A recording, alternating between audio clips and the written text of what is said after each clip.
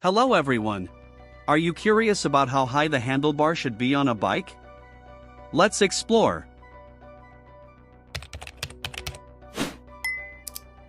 Finding the perfect handlebar height may require some trial and error, so don't be afraid to experiment and fine-tune as needed.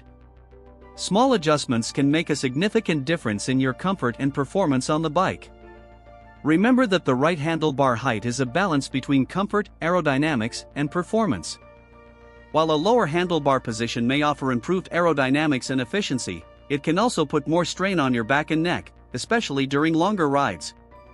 Conversely, a higher handlebar position prioritizes comfort and visibility but may sacrifice some aerodynamic advantages. Ultimately, the ideal handlebar height is a personal preference that depends on your body's unique characteristics, riding style, and goals. Take the time to find the position that feels most comfortable and efficient for you, and don't hesitate to consult with a professional bike fitter for expert guidance and recommendations. By fine-tuning your handlebar height, you can optimize your riding experience and enjoy greater comfort, performance, and enjoyment on the bike. In summary, finding the right handlebar height is crucial for comfort, performance, and overall riding enjoyment.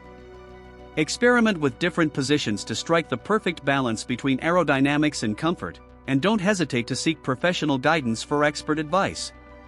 With the right handlebar height, you can enhance your cycling experience and achieve your riding goals more comfortably and efficiently. Thank you for watching. Please follow for more related videos and see you later. Goodbye.